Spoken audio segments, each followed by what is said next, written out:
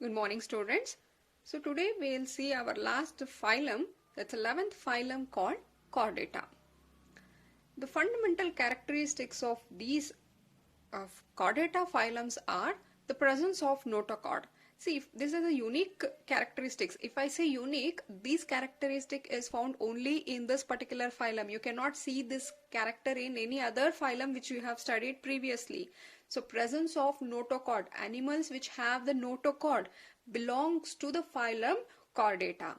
And the second characteristic feature is they have a dorsal halo nerve cord. So a dorsal meaning we are talking of the back.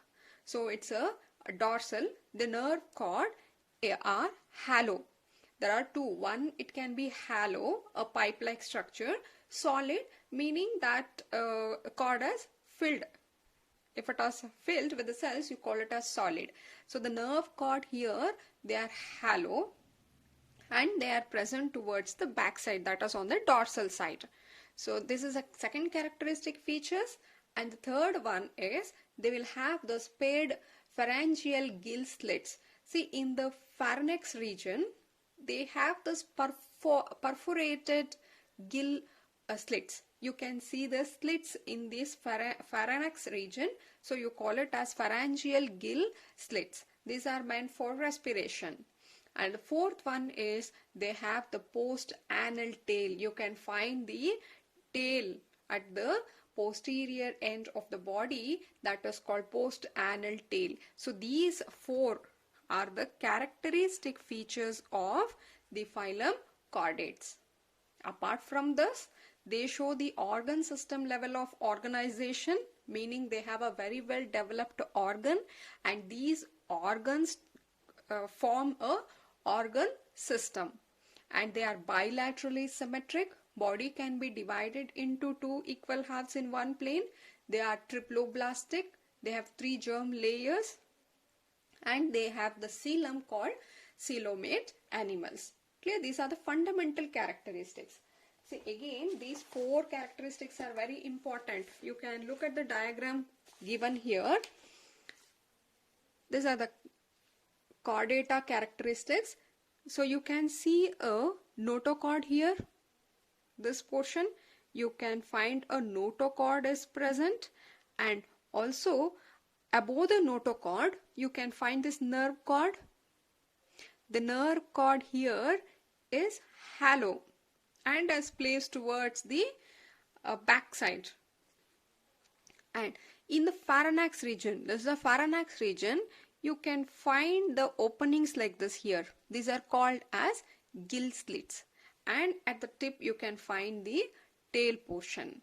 Clear? So these four are the basic characteristics, or I can say unique characteristics of phylum chordata. Clear? Now, it is important to understand what is the difference between the chordates and non-chordates. So they can ask you the difference between the chordates and non-chordates. It is very simple. I told you, if you want to call it as a chordates, they should have this notochord. Here notochord is present, and here it is notochord are absent. In this case, the central nervous system is dorsal. I told you the nerve cord is present on the dorsal side. They are halo and it is single. Opposite to this are the central nerve system is ventral. Ventral meaning present towards the chest portion, and they are solid. Here it was halo, and here you can see the solid nerve cord, and it is double. And the third one is, I told you, in the pharynx you can see the perforated. Sorry, this is perforated. You can see pores in the pharynx region. You call it as a gill slits. In this case, the gill slits are absent. Heart is ventral. Here heart is on the dorsal surface. Here you can see the post-anal part, that's a tail region, is present. In this case, the tail region is absent. So comparison or difference has been given in the textbook, and this will be one of the important question. So difference between the chordates and non-chordates. Clear? Now, the chordates are further divided into 3 subphylum. We'll see that 3 phylums. The phylum chordates are further divided into subphylum. There are 3 subphylum here. Urochordata. See, I told you initially even the hemichordates were put under chordata, but later on they were removed and they formed a separate phylum. So now it is only 3 subphylum under chordates. The first one you call it as Urochordata. The second one is the Cephalochordata, and third one is called vertebrates. Out of these 3, these 2 are called as protochordates. They are called protochordates. In this case, what happens? The Urochordata, in all the 3 cases, notochord should be there. That is why they have come under chordates. But in case of Urochordata, the notochord is present only in the larval tail region. The notochord is seen only in the tail region. But in the Cephalochordata, the notochord will extend from head to tail. Entire body, that is starting from the head to the tail, they have this notochord extended. Whereas in this region, you can find only in the tail region. And these 2 together, you call it as protochordates. But in case of vertebrates, what happened is, during the embryonic stage, that is when it is still young, when the embryo is developing, that time it will have the notochord. As it grows, later on, the notochord will be replaced by the vertebral column. That is a backbone, what we say. So here, notochord are replaced by the vertebral column in the vertebrates. That's why they are called vertebrates, since they have this vertebral column. Am I clear? The chordates are subdivided into 3 subphylum called Urochordate, Cephalochordate and vertebrates. Here both together is called as protochordates. In case of these 2, the notochord will be persisting, that they remain in them throughout their life. But here in vertebrates, notochord is found only during the embryonic development. Later on, that will be replaced by the vertebral column. Now, so most of here we'll talk of vertebrates now. So separate, we are going to study in detail of the vertebrates.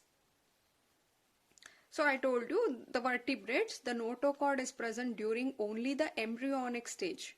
In adult, as it grows, it will be replaced by a cartilaginous vertebral column. It is called vertebrates, and they have the ventral muscular heart, and heart here can be 2-chambered, 3-chambered or 4-chambered. Vertebrates, we'll see what is the 2-chamber, 3-chamber, 4-chamber, but the heart may consist of 2, 3 or 4-chamber, and they have the kidney for excretion and osmoregulation. Apart from that, they also can have a pair of appendages like fins or limbs. One more thing you should remember, that all vertebrates are chordates. All the vertebrates, because vertebrates comes under chordate, all vertebrates are chordates. But all chordates are not vertebrates. They might be these 2 also. Clear? All vertebrates are chordates, but all chordates are not the vertebrates. So now let us see vertebrates classification. Again, the vertebrates are further divided into the subphylum. Vertebrates are further divided as follows. See, vertebrates are further divided into agnata and gnatostomata. Agnata, these are which lacks the jaw. They don't have the jaw. On the other side, gnatostomata are one which has the jaw. Agnata, under Agnata you can see there is one class. Most of them have got distinct, but the one class which you have to study under Agnata or cyclostomata. cyclostomata. Under this gnatostomata, you have to see two classes, that is Spices and Tetrapoda. The difference here is, see, both of them should have the jaw. That is why they are under gnatostomata. This, like, they don't have jaw, here they have this jaw. Under this, it is Pisces. Pisces will have fins, but in case of Tetrapoda, they will have the limbs. Here fins and here it is limbs. Under Pisces, again we are going to see two classes, that is Chondrichthyes and Osteothykes.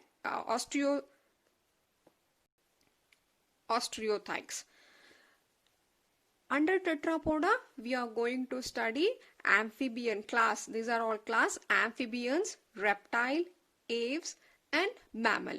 Each of them we have to study in detail. So let's take up with the first one, vertebrates. Under vertebrates, it is some are with the jaw and some are with jaw and some are without jaw. Without jaw are the primitive one here. They are called Agnatha, and these are Gnatostomata. Under Agnatha, we will study this class Cyclostomata. Let us see Gnatha. So these are, I told you, jawless, that lacks the jaw. Under that, it is a class Cyclostomata. These are marine and ectoparasite. So you know what is marine? Ectoparasite. Parasite meaning which depend on other living organism, and here ectoparasite, that is they are present on the body of other living organism. Endo meaning they will invade the host. They are present inside the host. Ecto, they are present on the surface of the body of the host. They are ectoparasite. They have the elongated body with 6 to 15 pair of gill slits, and gill slits are meant for respiration, and the body is devoid of scales and paired fins. See, these are elongated body. You might have seen fishes. See, here you can take example here. This is a jawless. You can see this is a elongated body. Elongated body with 6 to 15 pair of gill slits. You can see this in the pharynx region. You can see these openings like this. These are called as gills, slits. The gill slits are meant for respiration. And the body, on the surface of the body, you will not find the scales. The scales are not found, and also there is no fins like other fishes what you see. There is no, here you can see certain fins. So you cannot find those fins. And very important is their mouth is round. That is why the name cyclo. Their mouth is round. The mouth is something like this. They have this round mouth, and that will act as a sucker, and without the jaw. This thing, mouth, round mouth, will help in the capturing the food. Then moving on to their organ system, the digestive system here is a complete type. So they have the mouth and the anus. The food which enters into the mouth, directly it goes to the intestine.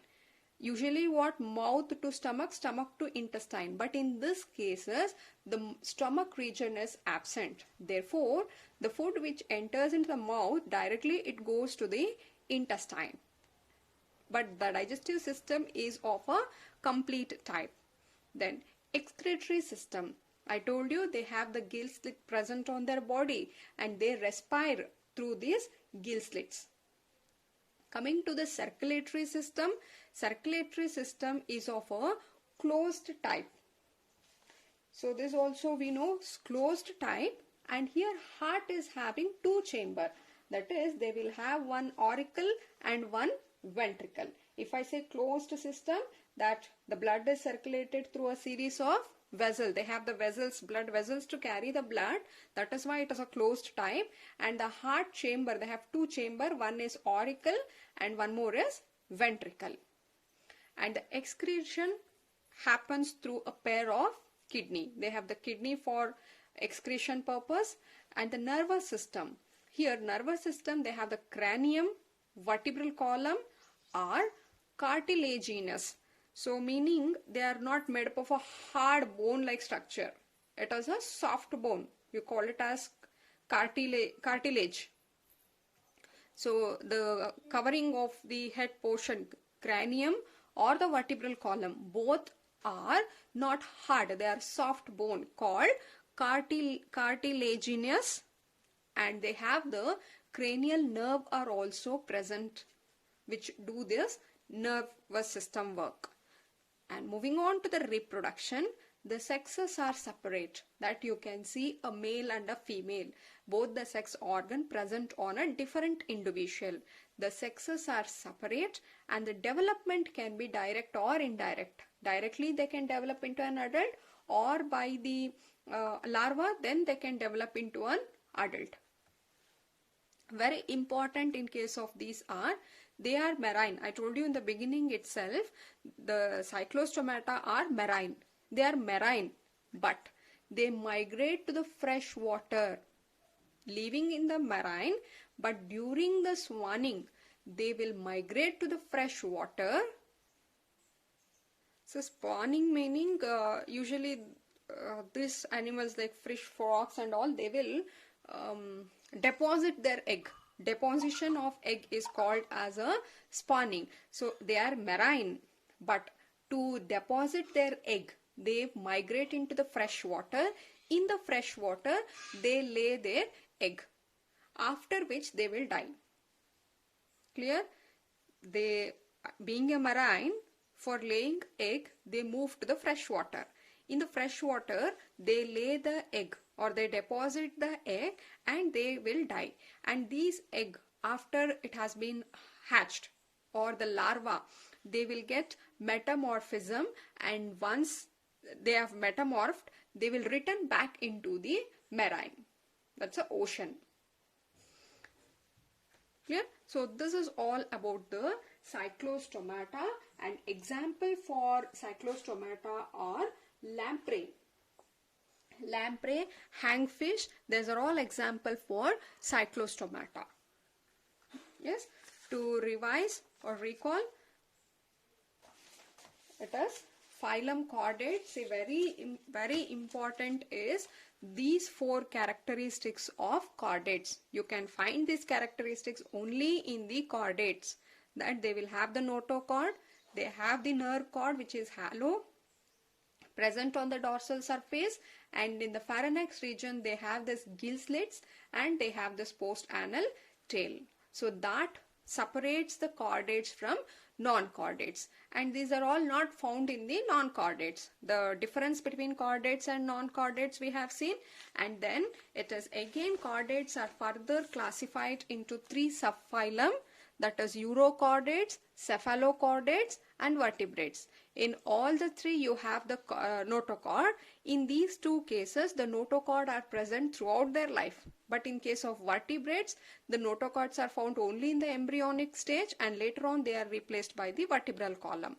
Therefore here all vertebrates are chordates, but all chordates are not vertebrates. They might be other also. And these are some features of vertebrates, that they have the notochord, they have the heart with 2, 3, 4 chambers, they have the kidney for excretion, and they have the fins and limbs. So again, depending upon the presence or absence of jaw, vertebrates are further classified into agnata and gnata stomata. Agnata and gnata stomata. These are without jaw and these are with jaw. Under agnata, you have to study this class cyclostomata. See, cyclostomata itself meaning one which is having the round mouth, and these which has a round mouth, but these are without the jaw. Directly you can see the teeth in their mouth. So under this cyclostomata characteristics we have seen.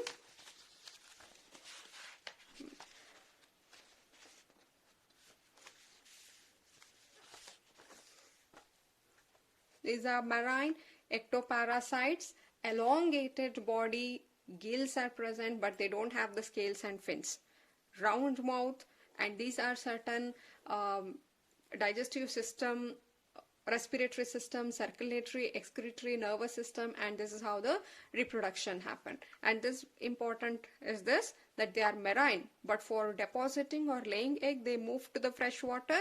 In the fresh water, once the egg is hatched, the larval stage will migrate into marine again. Example, lamprey or hangfish are example. In the next video, let's take the other class which we have to study here is this Pisces. We will take in the next video. Thank you.